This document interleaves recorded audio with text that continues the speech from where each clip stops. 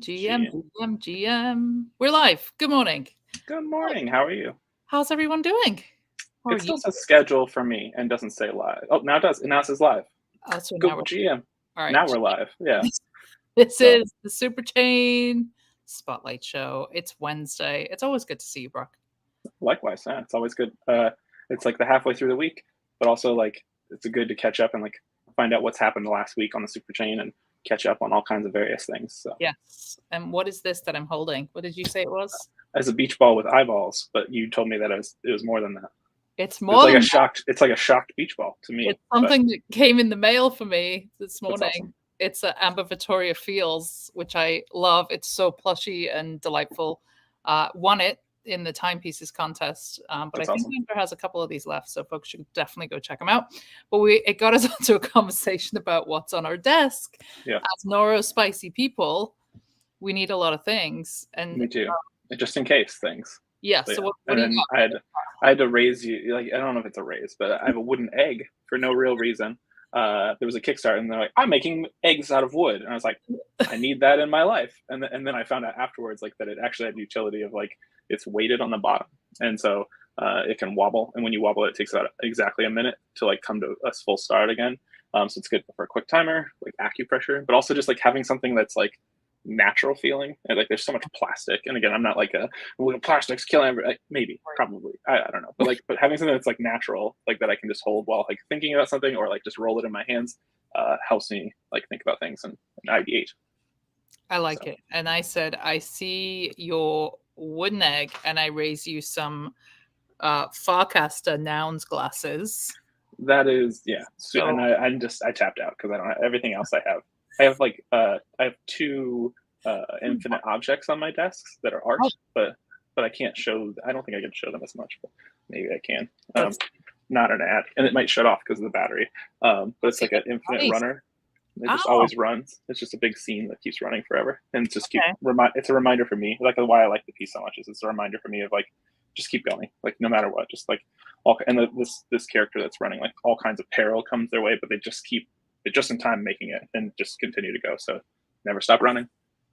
I like it. Yeah. And I have a few more things on my desk before we get into Superchain news. I have Legos. I have very gay Legos, the LGBTQ Lego set, but unfortunately I've lost like half of my army, probably Frank. But I also have a shopping trolley for absolutely no reason because push it around. I have a bunch of like art figures over there that I can't, like they're off camera, but I have a dumpster that's like on fire and it's chrome. So it's a chromed out dumpster fire. So yeah, we've got a lot of toys. And so we have. This is turning into a quick segment of like, one more. The show and tell. This one is really important because this was gifted to me by a chic. And I'm going to be showcasing the Sheik's showcasing the Sheik's interview that I did. He's the green Sheik. He's very concerned with environmental issues, and he gifted me this from Dubai. So that's awesome. That's it from our show and tell for today. I kind of want to do the whole show in these glasses, though. Go for it. Be nounish. But we have a ton of stuff to get to. We also have some friends joining us from Redstone at 11:30. So excited to talk with them. But we have a ton of things to get to. First of all, it is coming towards the end of the adjudication process for the Build-a-thon for Onchain Summer. We should know next week who the winners are. So that date was pushed Obviously, back. we're excited because we participated, but also I'm excited to see like what gets highlighted. And at first, like when they pushed back the voting, I was like, oh man. But then I realized like the sheer number of projects that came through and like the logistics, they probably needed the extra time. But also, I think it's going down now at a live event. So like the props will be even that much bigger and kind of like a ceremony, if you will. So I think it all worked out how it's supposed to. So excited for that to drop for sure. Yes and yes. Just trying to see if there's any direct news from the OP team. So we obviously have next week, as Brock mentioned, there's Basecamp is happening. So there's 350 based builders that are flying out to Idlewild, I hope I'm saying that correctly, to congregate, celebrate, innovate, connect, do awesome things. And that's going to be happening next Wednesday and Thursday. And then right after that is FWB Festival, where a ton of creators, technologists, and innovators will be gathering for some fun. So definitely looking forward to that. We also saw retro funding round 5 went live. So they are looking at focusing particularly on folks who are contributing to the OP stack. Do you want to break that down to us in kind of dev speak? Yeah, well, I'll try and like not go super nerdy. But the cool thing about the Superchain, if you will, is and there's lots of things, but in one instance, is that everything runs off the OP stack, and so that's kind of like a foundational layer of technology that powers everything. So like Mode and Base and all these, they all share the same kind of like, it's almost like the same skeleton. Like everyone starts with the same bones, but then you wrap it in all kinds of special sauces that make them need to be different. And so I think before we focused on like applications, and we focused on governance and things like that. So applications, like what are you doing with the OP stack? Well, then it's how are we kind of managing and leading and spearheading like all of these initiatives that a lot of these blockchains do with like through the governance. And now this is the next focus is like, all right, taking a look back now that we've got a ton of people using it, a ton of people like going for like the distance with how things will go on into the future. Let's take a look back at like the bones of it, right? Like what's the technology that underpins all these things? Now that we know how it's being used, or even what may be missing on how it's used, how can we like revamp that? How can we make it better? How can we increase the throughput? How can we make it to where it's just easier to jump in if you've got an idea for a brand new part of Optimism or the Superchain?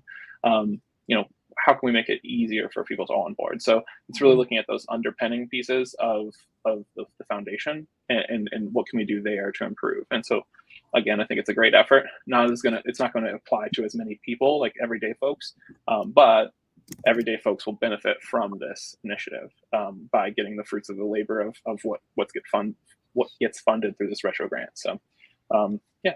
Also worth noting the announcement from Zora last week about how it's going to distribute its, I believe, 300,000 OP.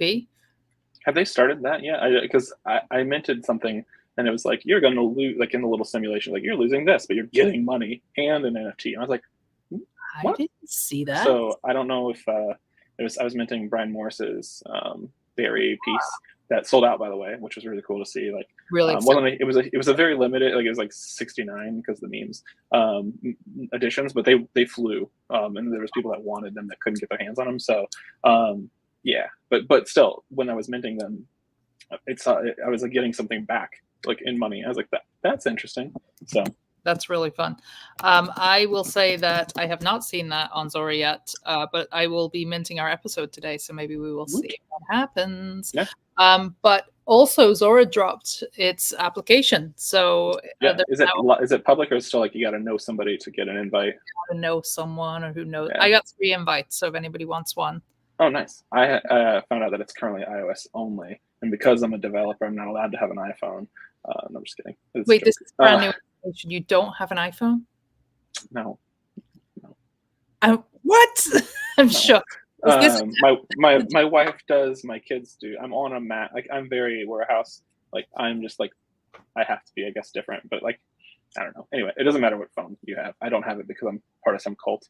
But I will use it probably on my like daughter's phone or whatever, and test it out. And hope that she doesn't mint tons of things while I'm gone from my wallet. It looks like Instagram. Someone told me you can like double tap to mint, which is pretty cool. I haven't got to that far in yet because I just got it last night. But I will say, look at this interface. Like, ooh. This is all our episodes here. Like, oh well, that just looks nice. I was gonna say it's a lot of. They look like our episodes. I thought it was just your wallet, but that makes sense.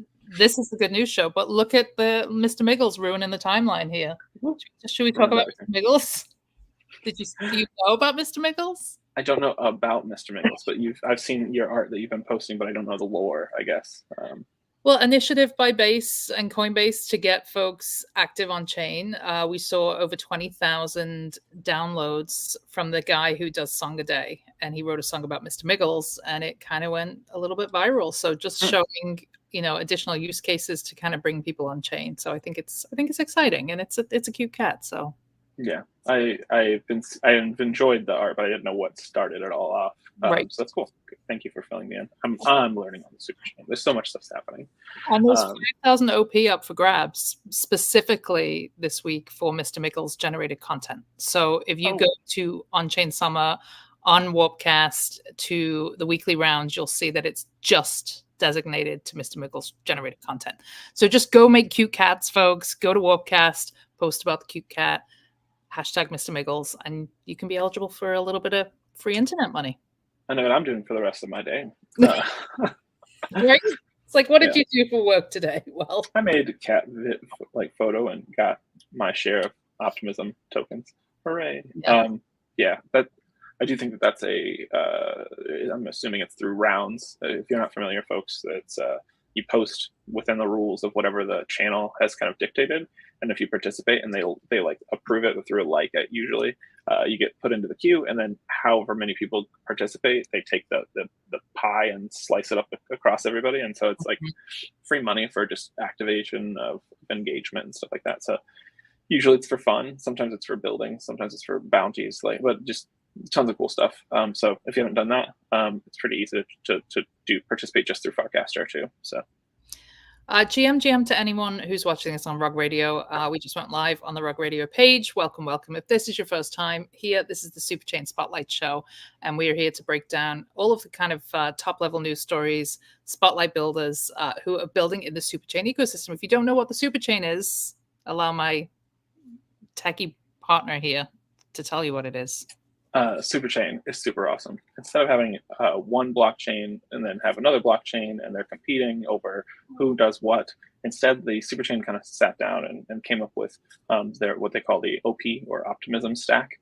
So it's a set of technologies that they're able to kind of give participants by default.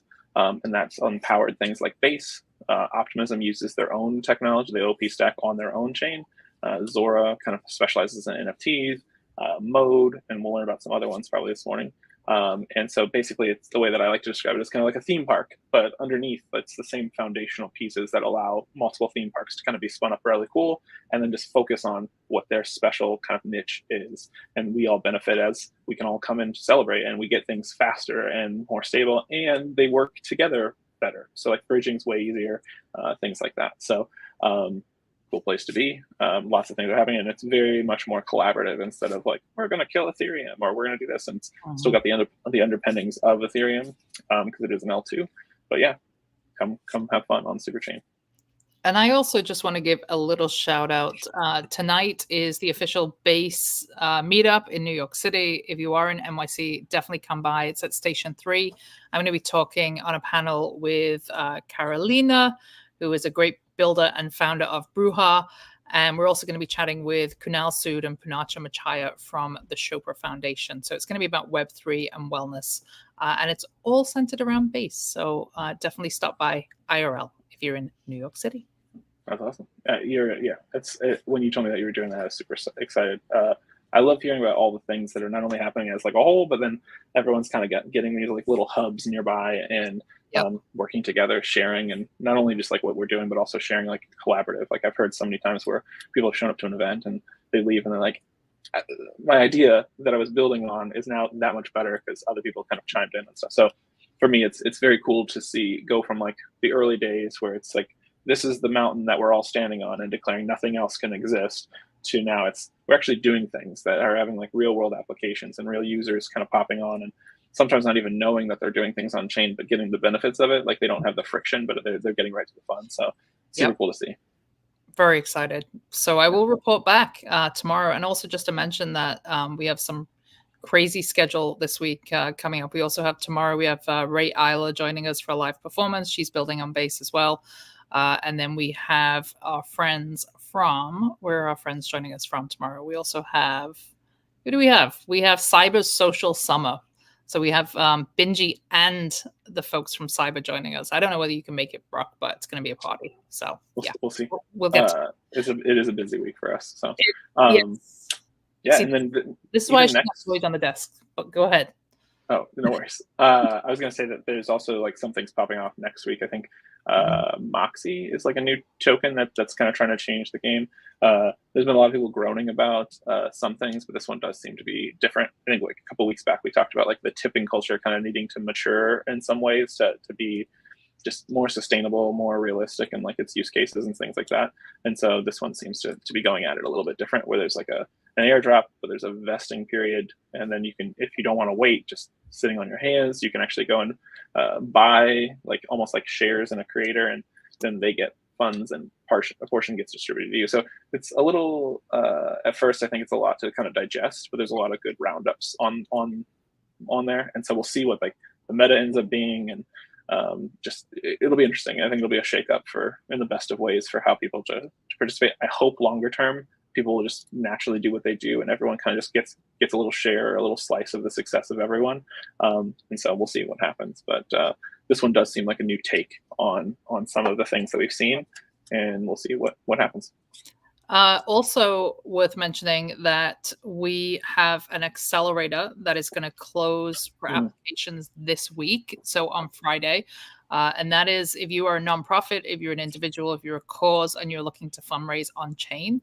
We have a 2-week accelerator that is kicking off in August that we want you to be a part of. So definitely going to drop the link. But do you want to say anything about that?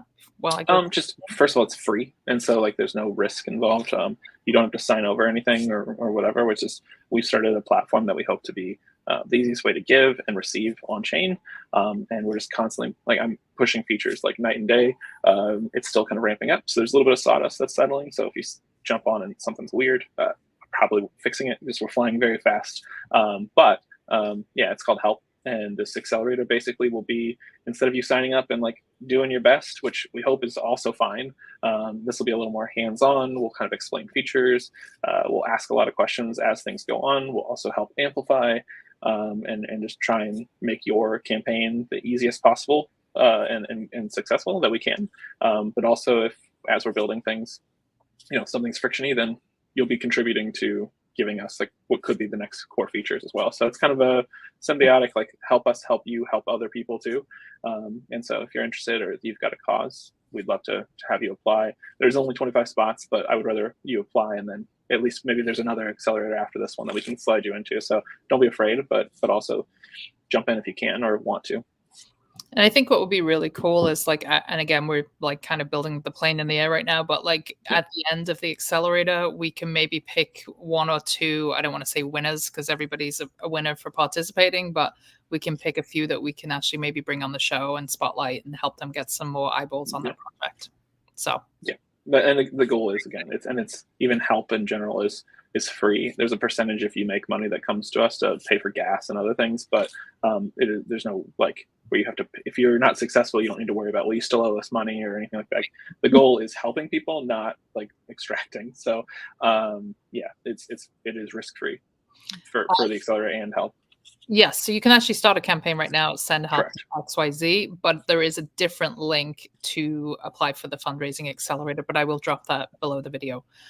Or you can just go to send help XYZ on X, and you can find out more. All right, we got like 12 minutes. What else is kind of on your radar this week? Anything exciting? The Warpcast team has been pushing, like listening to feedback and pushing a bunch of things.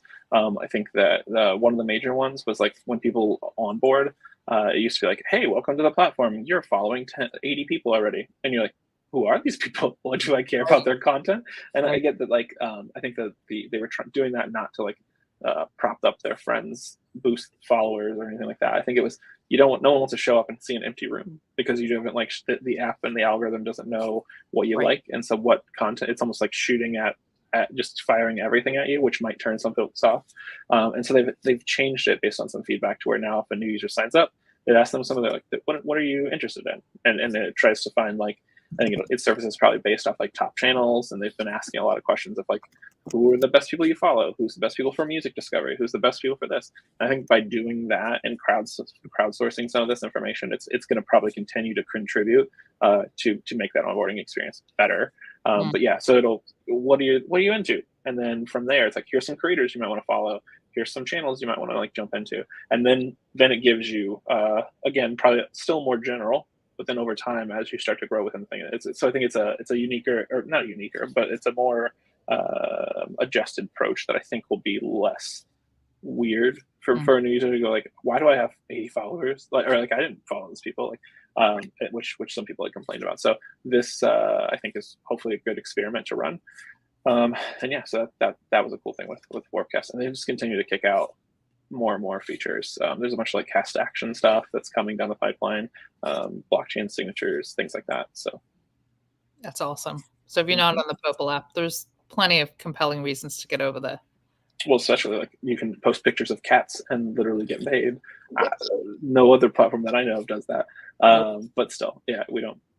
I think that it is good because not only can you sign up on the Purple app, but Farcaster in general lets you like, oh, you don't like the Purple app? Switch over here to this other app.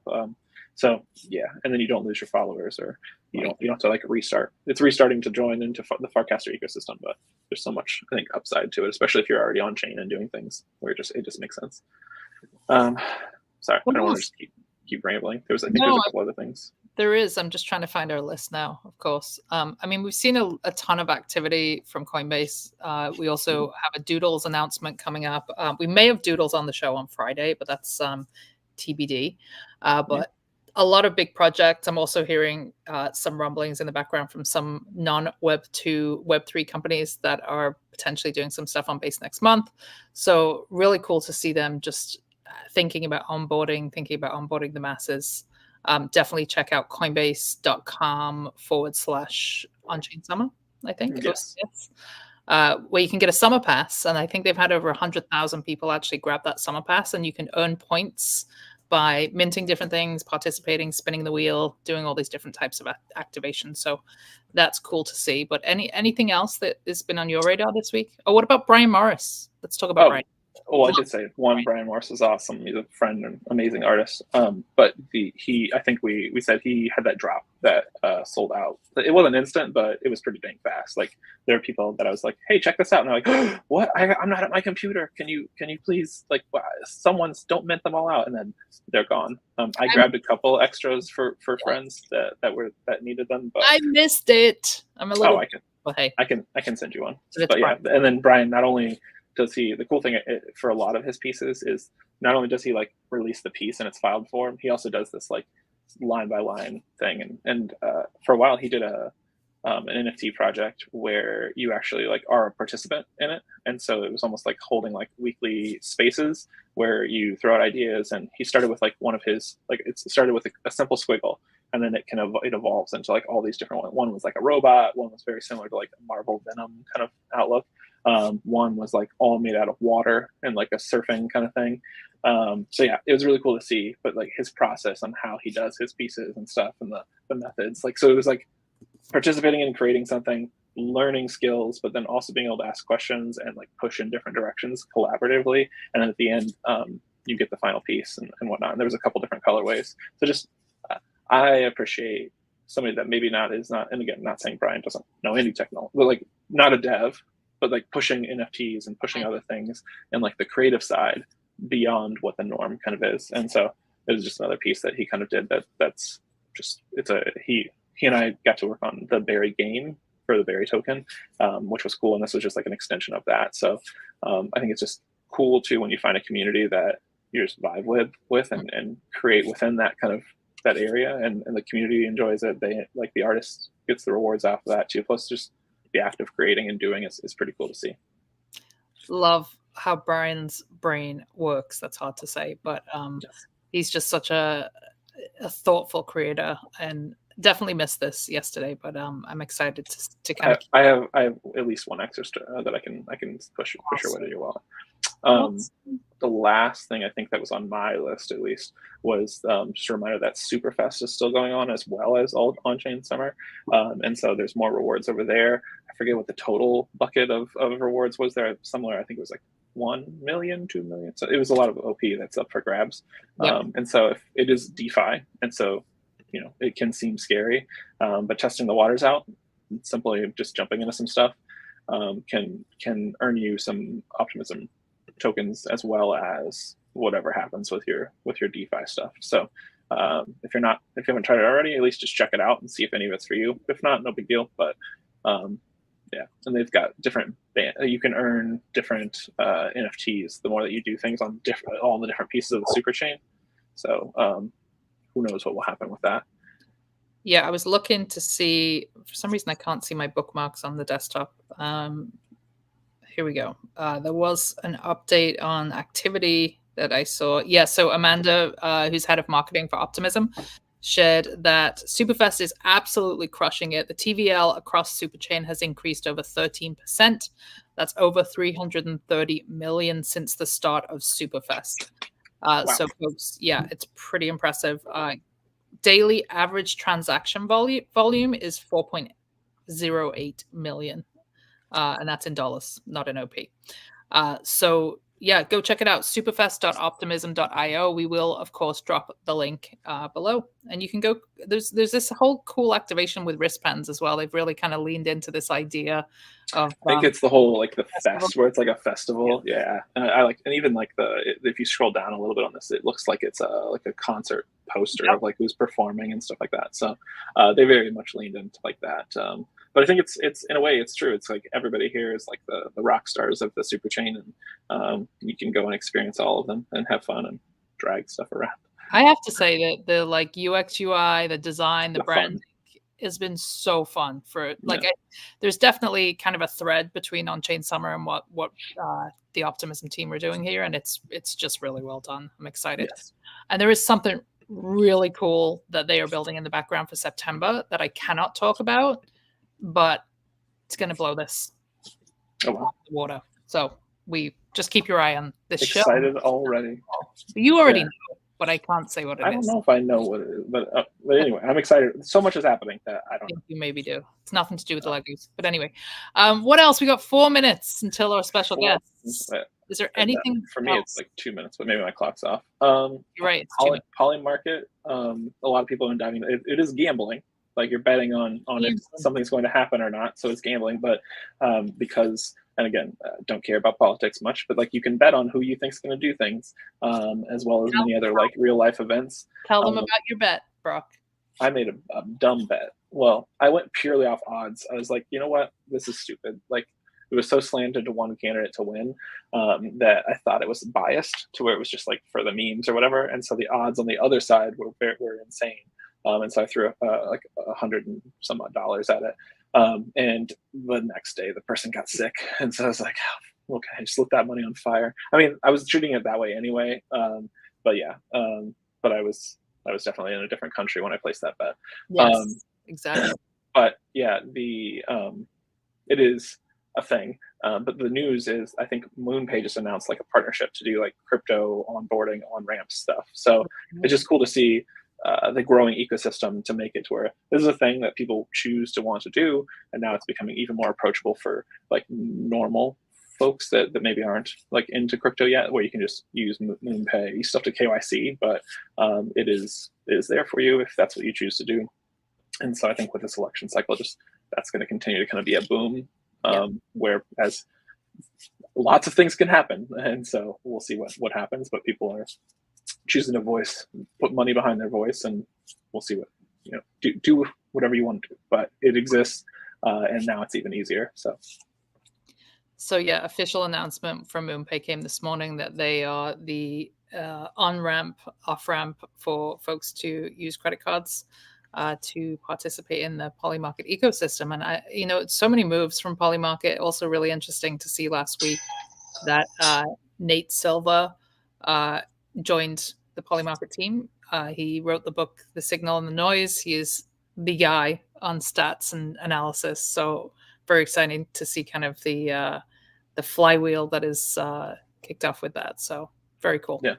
And yay for MoonPay, because I love Keith. Keith is awesome. I got to see Keith Grossman speak last week, and he always has his finger on the pulse of kind of the bleeding edge of tech. So to see all these amazing partnerships coming through is really exciting.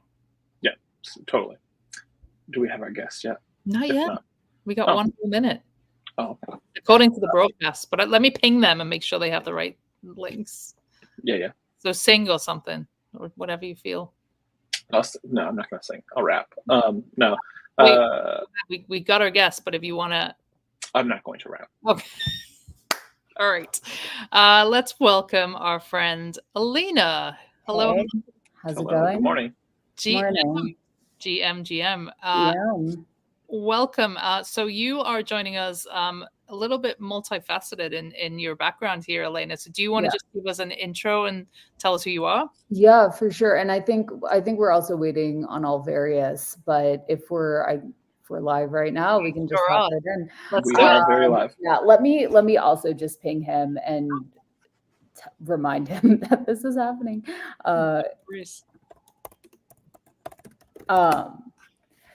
Okay, so yeah, a little bit of background about me. I work at Lattice. I joined to do comms and writing. Now I'm kind of working across the entire ecosystem. So doing, both comms and writing, but also, some BD work, talking to a lot of teams who are building on Mud, which is our operating system for autonomous worlds and on-chain games, and also Redstone, which is our chain, which we built on the OP stack, but actually tweaked a couple of aspects about the OP stack. And so like just kind of doing a lot of things around the entire ecosystem. And yeah, I guess before being on the team, I was an investor on the A16Z crypto team. Wow, very cool.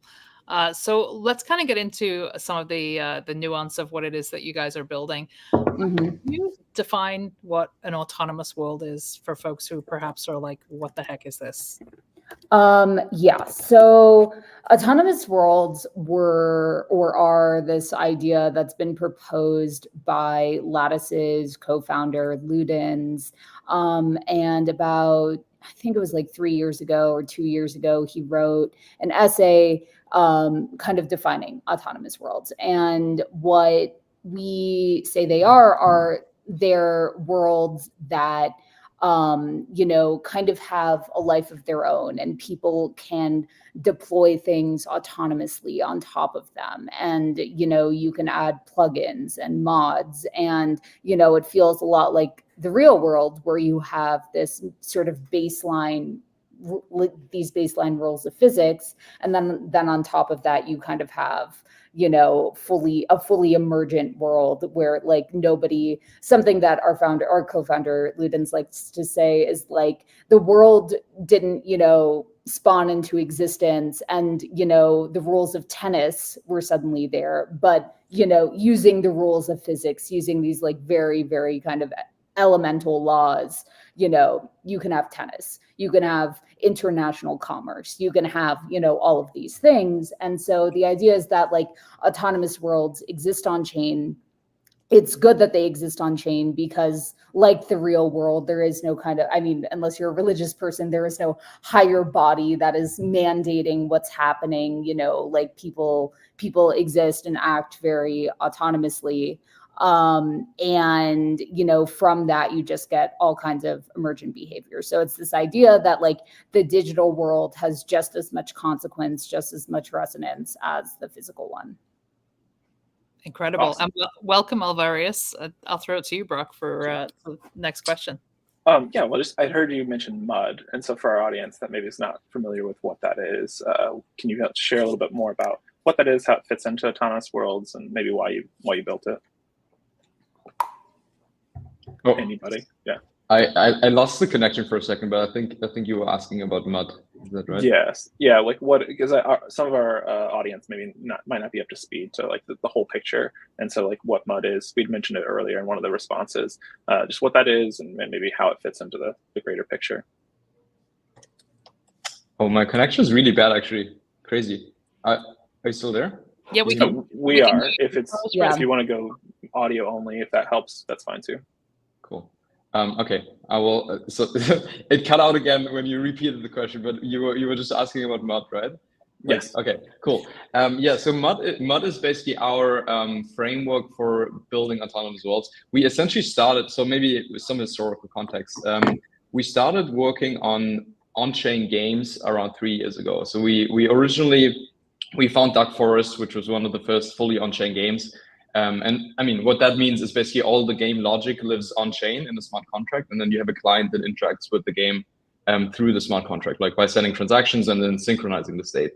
So we started out being really interested in that, and then attempting to build our own fully on-chain game. and we worked on that for a while, but then ran into a bunch of essentially complexities with building stuff on chain. One example is state synchronization. Like you have a bunch of state on chain, especially if you're building like a more complex app like a game. And then you want to synchronize that to your client so you can actually display it to the user and interact with it. And so essentially what happened was we worked on our game for like, I think 6 months, and then but had like a very specific like state synchronization stack that we had to build for specifically our game. But then as we were iterating on the game, because, you know, like you build a game, but you have to play test it and you have to iterate on it. As we were iterating on that, we then spent more time like fixing our state sync stack, or like our state sync architecture, and adjusting it to specifically, you know, like the new game mechanics and so on that we built. That we lost way too much time on that, and then at some point realized, okay, this should be just a general thing. Like there should be a general solution for that, for all those generic problems. And so we started building that for ourselves. So essentially we started building this general state sync, like, you know, like on-chain state representation that then can be automatically synced to the client without having to write a custom indexer. Like back then, people were still using the graph. I mean, people are still using the graph today for a bunch of apps, but back then we were still using the graph. But then that means for every new piece of state, we had to build our own like custom, you know, new indexer and so on. So we lost a bunch of time on that. And then it kind of, so we first started out building MUD for ourselves, and then basically we open sourced it because we realized maybe other people have the same issues and also want to use it. And then like a community basically started building around it. People started picking it up because they ran into the same issues when they were building the same types of applications. And yeah, then we just continued with it. Like every time we occurred any problem while building our own games, or any of our like community members build a game and ran into any problem that we felt like should be solved in a more generic way and not, you know, repeatedly solved by every game, we just put it in MUD. Got it. Well, that's awesome. And so you've got MUD, and then I think Redstone is the blockchain of choice that you guys kind of forged. Does the Redstone come from like the Minecraft type terminology of Redstone, or yeah, kind of. No. I mean, that's basically where it comes from. It's okay. So we also, a little bit of like context back for Redstone was similar to how we started building on MUD. Like basically at some point after like 2 years of building MUD and building games, we were at the point where we had a game that we wanted to launch, but realized that all the existing chains rollups that are like basically settling on Ethereum was still too expensive to run this type of game. So we could have gone to some kind of other side chain, or I mean, people just use testnets actually a bunch at that time, because it was the only thing that was feasible cost wise. And so again, similar to how we started building MUD. In this case, we were like, okay, what is the thing that kind of makes chains expensive, and what is the thing we could maybe like improve or solve to solve our own problem? And then we started looking into it and realized that the biggest cost is the cost of, well, data availability, basically posting all the input data to L1. So that's how Redstone came to be. The reason why it's called Redstone is because back then Optimisn was working on the Bedrock upgrade. And we were previously, prior to that, we were working together with Optimisn on this game called OPCraft, which was basically a like Minecraft-like game, but running fully on chain. So we were already like in this Minecraft like sphere kind of, and so we felt like Redstone is a fitting name for this. Yeah, I think it's a fitting name for that reason, but then also like I think it helps people like kind of understand and hit the ground running of like all the pieces, because I think that's the biggest thing when I'm teaching like folks that are not native to being on chain. They kind of have to you have to get your inventory, which is not at Minecraft, but like you have to get your inventory. Like, what are the pieces, right? Like before, like, and so MUD is kind of like this solution that's general for people to be able to use, like almost like closet of utilities that anyone can kind of use to make the bar lower, to just focus on your game. And then Redstone comes along and helps with the cost, and then those two working together really kind of I can see like all that's the kind of the things that all fit together to do this like autonomous worlds as kind of like the big idea. So very cool to kind of have you guys distill that a little bit, because I think it makes it easier for people to understand not only what it is, but how they can kind of play a role too. So what are you guys working on right now? What are you excited about? So I mean, our next kind of big milestone is DEF CON in November. And essentially we just so basically also to give some context there, right, like we launched Redstone recently, so it's running, you can deploy in it. Mud is in a stage where you can use it very well to build an app. Like it's like for building one app, it's pretty good. But we want to get more into this area of autonomous worlds, right? Which also means people building on top of these worlds. So extending a world, like adding more functionality or adding, stuff that can lead to emergent behavior. So that's kind of one of the big themes that we want to show at DEF CON is this like idea of, okay, now that you have one app, like how do you actually extend it or like make that more of a reality? And so we're working with a couple of teams that we feel like have a good shot at like building something that goes in this direction, and basically working on tools that make that easier, and then ideally have something to actually show. Because so far still, the idea of an autonomous world, I mean, there's a lot of like things in like outside of on-chain games that go in the direction of autonomous worlds, but we haven't really like seen this instantiation of an autonomous world that we are excited about, and that we feel like would be much more interesting and meaningful. So yeah, we kind of want to get to that point where there's something to actually like literally show without just philosophizing about it. That's awesome. When you picture, because I know that's like there's the vision and then there's the current, like you are here kind of outlook. With that vision piece, I think something that's interesting to me, and again, maybe from what the dev side, is like the ability to do events like within a smart contract, to where when someone takes an action on one autonomous world, that event's broadcast out there for technically another autonomous world to pick that up. And so things that you actually take inside a game, or even not within the game, but outside of the game, can actually be reflected in another world and things like that. Is that part of like the kind of scope and DNA as well, or part of the vision at least? Or how do you feel about that, and what are your thoughts?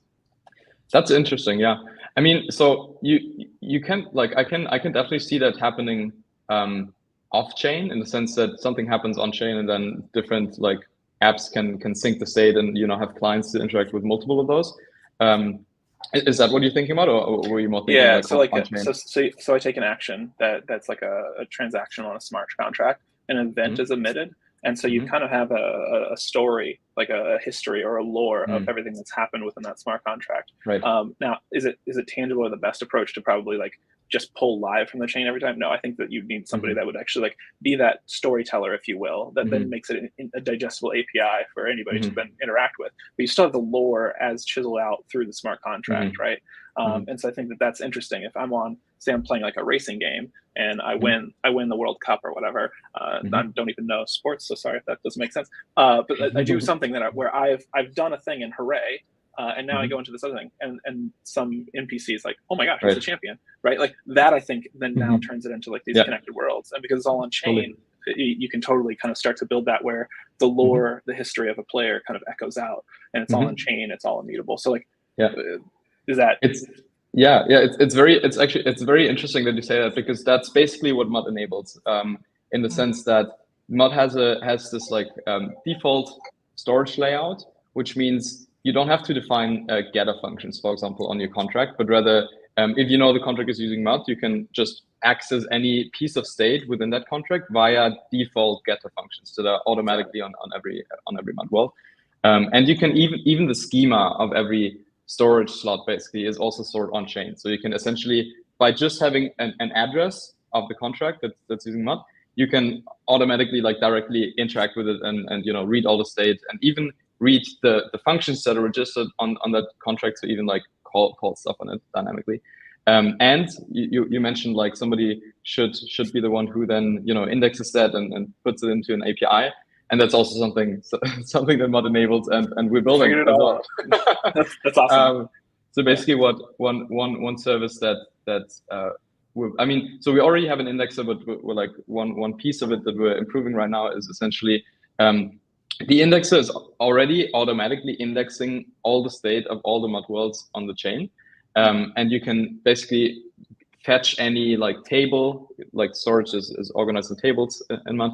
You can fetch any table from the indexer that works to, if you want to hydrate your client and display the entire state there. But what we're adding right now is basically a SQL API, which then allows you to essentially query any like Mud world and any table in any Mud world through this API. Like you literally just send raw SQL. Like, I mean, it's a subset of SQL because you can't drop tables, for example, but you can do almost everything you can do with SQL through this API, and then just receive the result and do whatever you want with it. That's super cool, because I think in a way that almost empowers someone to make a game where there's one autonomous world, and then someone through the data alone could make almost like a parallel world that is slightly different. Exactly. And so super cool to see where almost like some of the game logic is happening one way, and then someone could just flip it and have an anti-historical world of things. And then I think that empowers a lot of cool things. And I think that the coolest thing is that it's all open and transparent, and so it allows people to remix games in a way, or again, like take the history of a world and have that be the starting point or a concurrent point for another game. So super exciting stuff. Are there any partnerships on the horizon that you can talk about that you're perhaps excited about, or anything you can share with us about the launch? We had one partnership announcement quite recently that was really exciting to us, that maybe Alvarius wants to talk about a little bit. But I'll team up and just say that CCP Games, which is the team behind, the MMO EVE Online, which in a lot of ways you could argue is an autonomous world, because you have all of these like organizations and different factions built on top of it, and there's some people who've just been playing for years and years and years, and like feel like it's as robust as real life.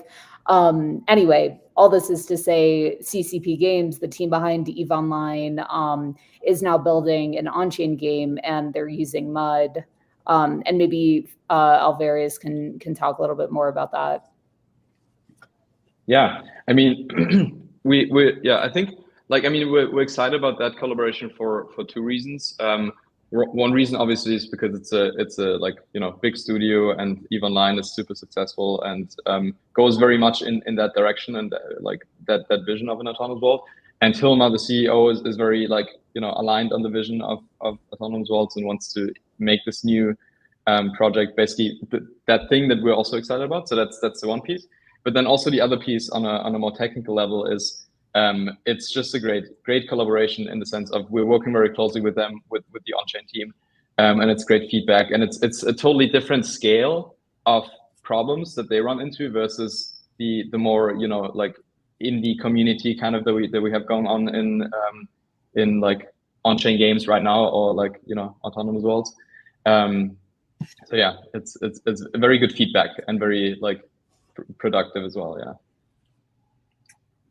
This is an off the rails kind of one, but we've seen in a lot of other blockchain communities the touch of L3, and the media point is then we'll do an L4. Like, has there been any? I guess because it's all EVM type stuff, you could just deploy a subchain to make it even cheaper, or where it deals in a token that doesn't even have a currency. Is there any kind of thought to that, to push for scaling to where it's even cheaper and even can handle more throughput? And again, if it's something you can't talk about, that's totally fine. But yeah, I mean, it's not really something we're looking into with Redstone right now. On the Mud side, of course, it's totally compatible with any EVM chain, so you can put it wherever you want.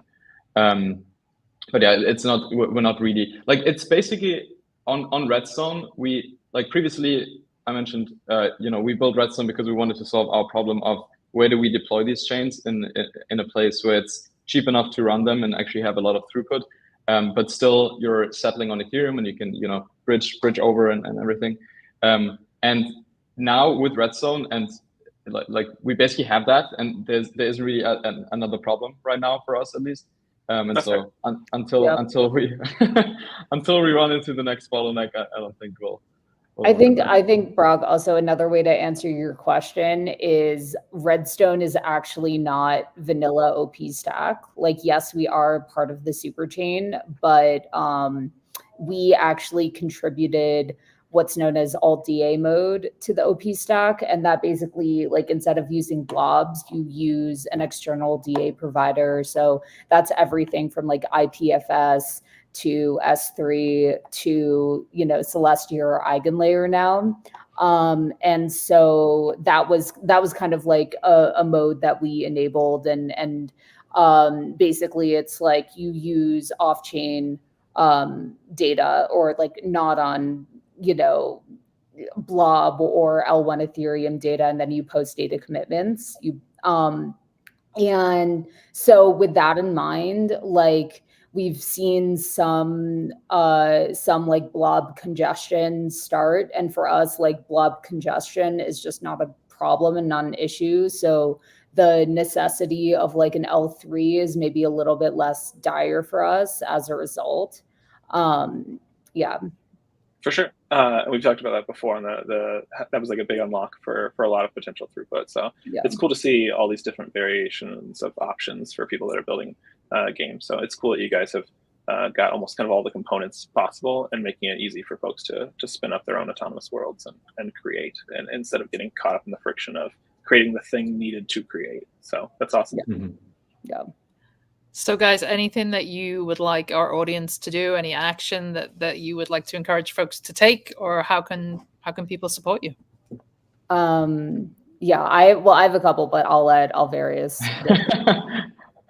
I mean, I think so. If I was an audience member, the thing I would want to do now is basically try it out. I think the best way to like understand a project is to just play around with it. And so I would probably go on mud.dev and you know, try out one of the tutorials. It's usually, so if you're familiar with on-chain, like, you know, smart contract development with Solidity and so on, it should be really easy to get into. And there's, like, we usually see this magic moment of people, you know, trying it out for the first time and then seeing, you know, spinning up the one of the templates and, you know, changing something in the contracts, and then automatically everything is, you know, hot reloading in your client. It's showing up. You're setting some state somewhere, and it automatically syncs everything back to the client and just shows up, and it just feels very magical. So would recommend trying that out. Amazing. Elena, anything else? Checking out the tutorials on mud.dev is a great one. Another thing that we should probably show right now is the fact that Sky Strife, which is a game that we built in-house, it's an on-chain game, is running its third season right now on Redstone. So people can go and, you know, if you've never played an on-chain game before and you're just, you know, curious about what that's like and how that feels different, if that feels different, you know, it's a really good opportunity to play an on-chain game that's actually on mainnet right now. And another cool thing about Sky Strife, and one thing that I would love to just like highlight right now, is that we've already seen plugins built on top of Sky Strife. So this team called 0x Night Market actually built a betting market for Sky Strife and another mud game, Primodium, and you can kind of like bet on different outcomes of matches, and, you know, kind of like you get this like new layer of interaction and intrigue already. And so we like, you know, I think we would all say that this is like still early days of this particular niche in the industry, but like, I think it's definitely very cool and very validating to see this kind of thing take place. Amazing. Yeah. Any final questions, Brock? Not final questions, just a plus one. I think the betting side is interesting, but then taking that even further to where it's like whether you're playing or observing, being able to like throw tomatoes at a character, like to be able to boo and cheer or whatever, like the things that like on-chain kind of unlocks in a way that can not only benefit players, but benefit like an arena or game studios. Like, I just think there's a lot of growth in a lot of unique and creative ways. And so it's really cool that you guys are aligned to like already kind of going down that path, but then also that you don't have to be the cooks of everything. Like the plugins and things are just empowerment across the board at every level. So it's super cool. I'm really appreciative that you guys jumped on, because I knew about it, but getting this like under the hood kind of look is super exciting. So I'll definitely be checking out mud.dev today. Awesome. Cool. Thank you guys so much for having us on here. Absolutely. Sure. It's such a pleasure. So thank you, Alvarius and Elena. And folks, we will be doing a tweet with this this live stream, and there will be a bunch of links that you can check out right underneath the video. So definitely check it out. And that is our show. That is our show for the day. So thank you everybody for tuning in. This has been the Superchain Spotlight Show. We're here every Wednesday at 11 a.m. Eastern. Back tomorrow with Ray Isla. Friday, we are likely with the Doodles crew as well. So just keep an eye on your feed at 11 a.m. Eastern. And that's it from us. Thanks, everyone. Awesome. Thank you. Bye. Bye-bye.